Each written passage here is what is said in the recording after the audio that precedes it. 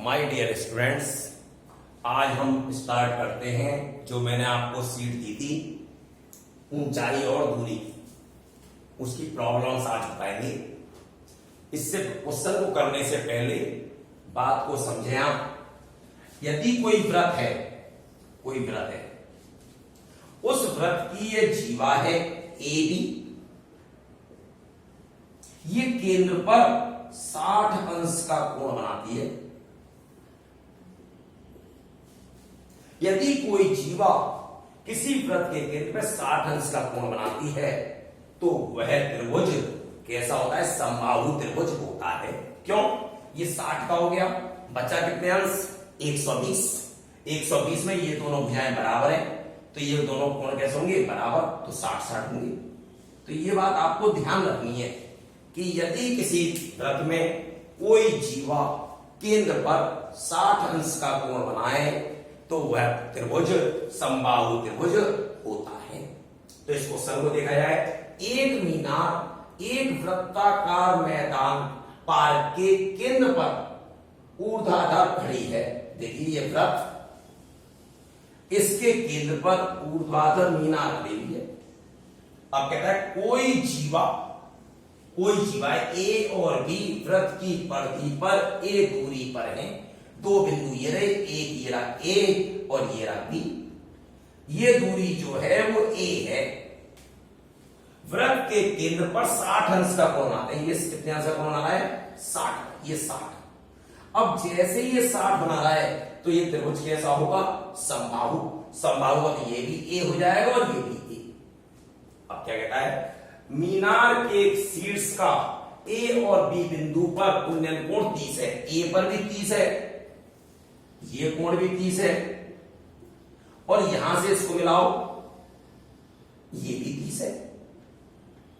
अब आपको ऊंचाई दूरी में बताया गया है, जहां से उन्नयन कोण बन रहा है इसका मतलब 6 तेज है, और 6 तेज है तो ये कोण कितने का होगा? 90 का। 3 डायमेंशनल फिगर है, ये कितने कोण होगा? 90 का। ये एच निकालना है, और आपको मालूम है कोण के सामने की भुजा लंब निकालना है, आधार पता है। तो आप क्या लाओगे?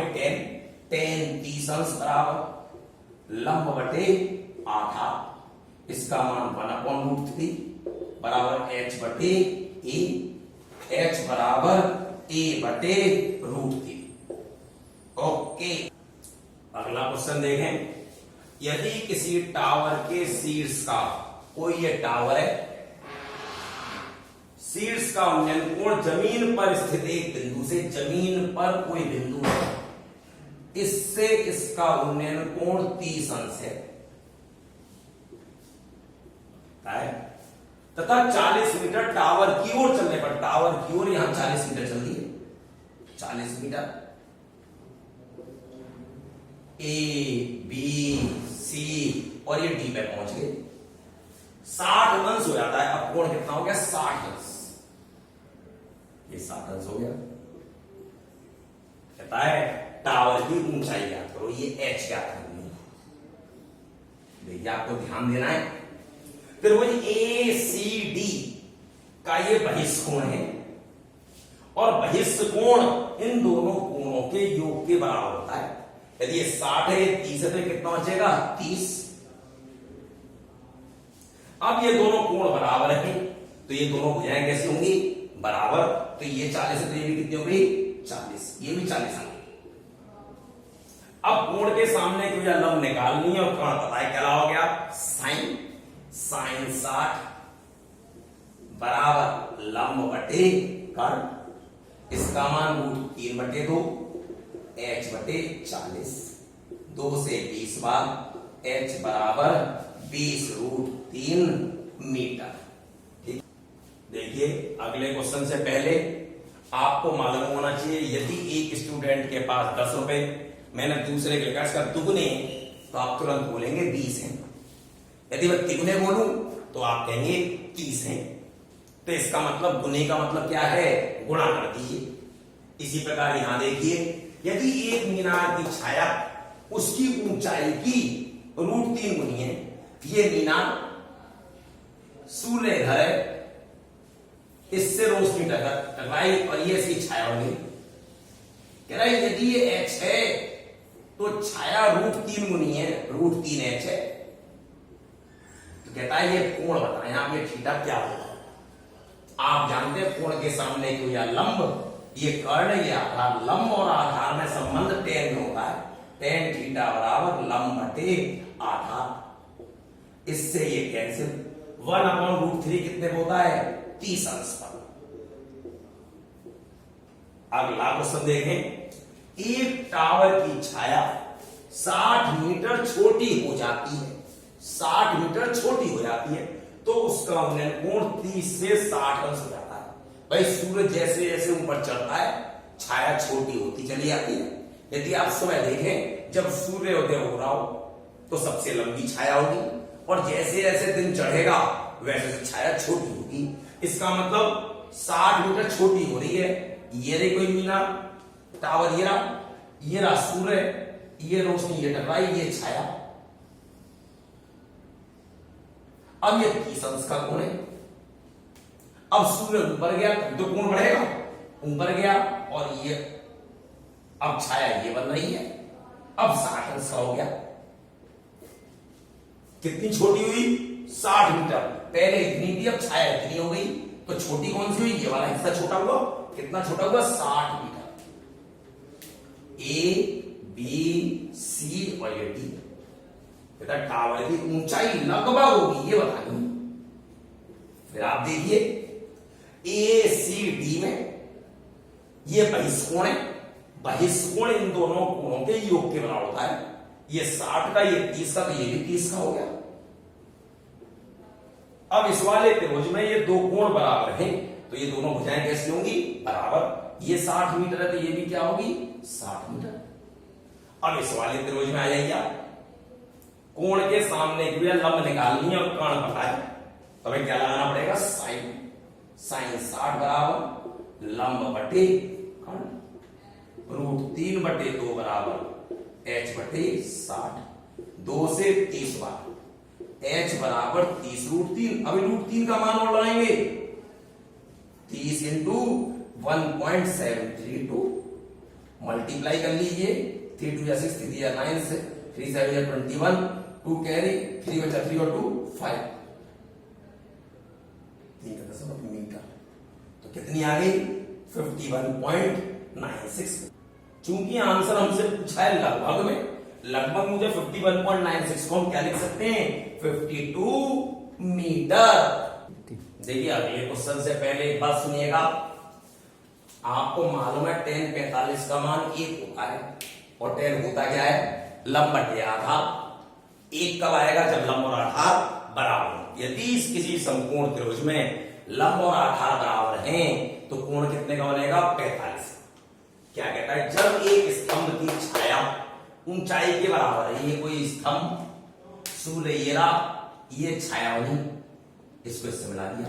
कह रहा है ऊंचाई और परछाई दोनों बराबर है, तो ये कोण कितना होगा।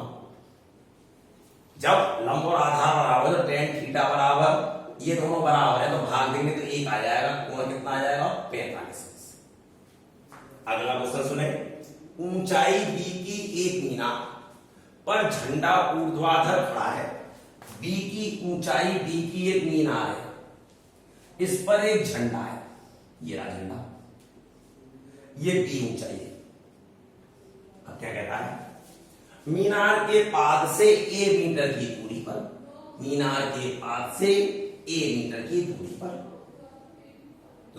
एक बिंदु से झंडा तथा मीनार समान कोण बना रहे, उन्नयन कोण नहीं है, झंडा ही बना रहा है मीनार की, तो मीनार के दोनों सिरों को यहां ला दो, ये कोण अल्फा है।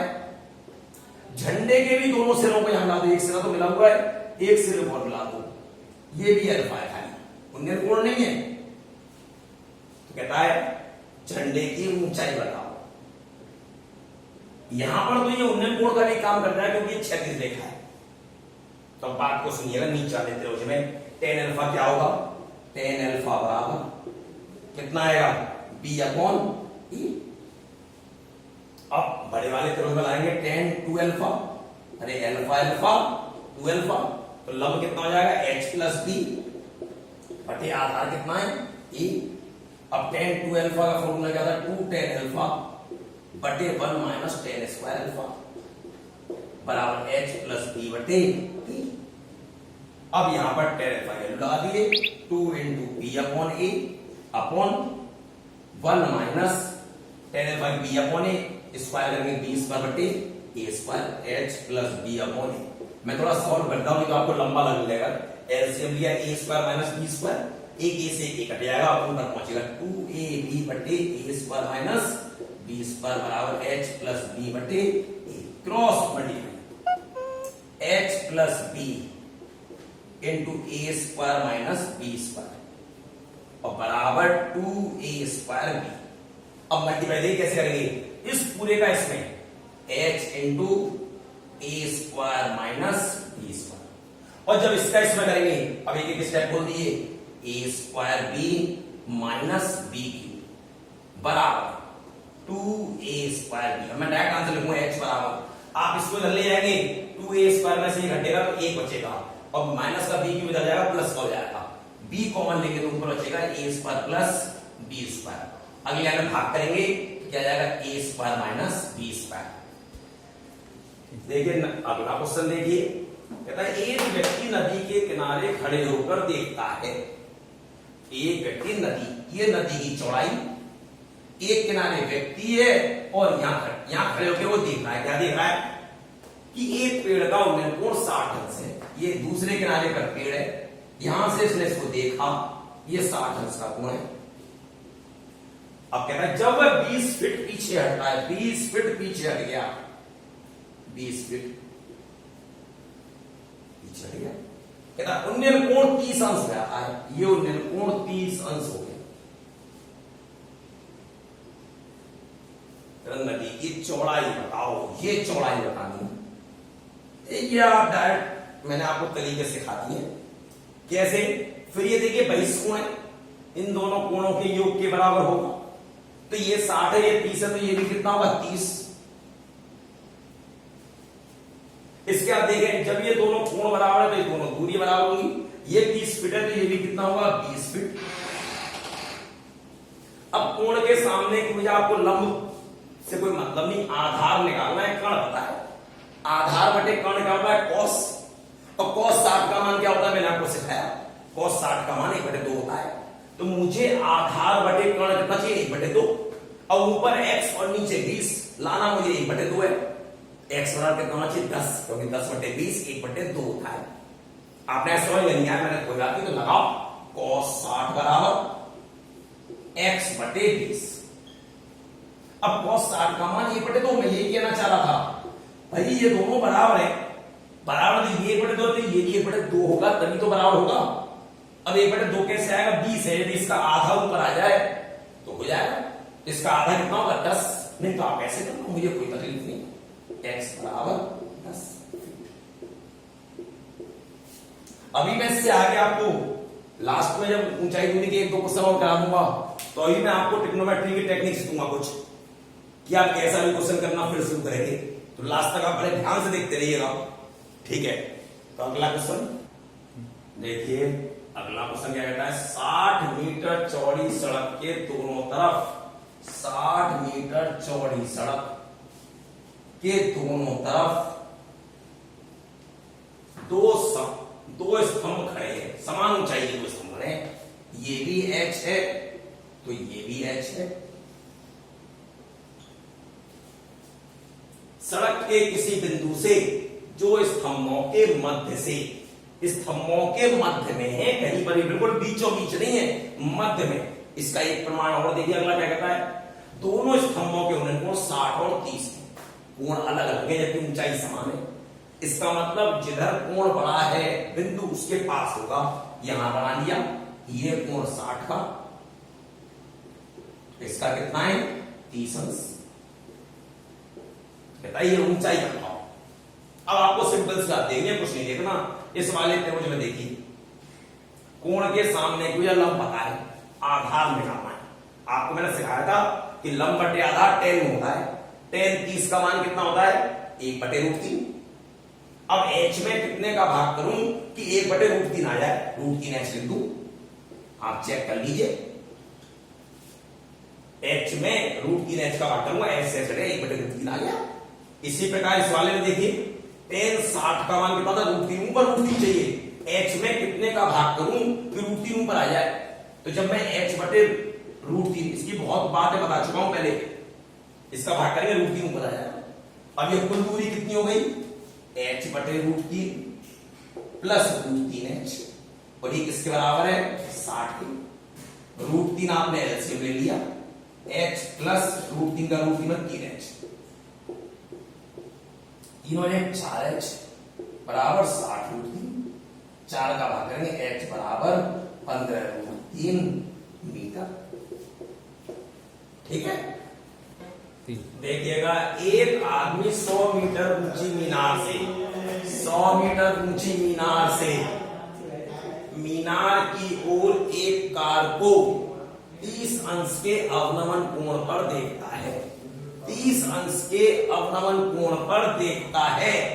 मतलब मैंने आपसे कहा था कि कभी भी अवनमन भी बोलेगा तो हम उन्नयन ही बनाएंगे। अब ये कार मान लीजिए यहां पर है, इससे इसका अवनमन बनना है, हम तो इससे इसका उन्नयन बना देंगे। कितना आता है, 30 अंश।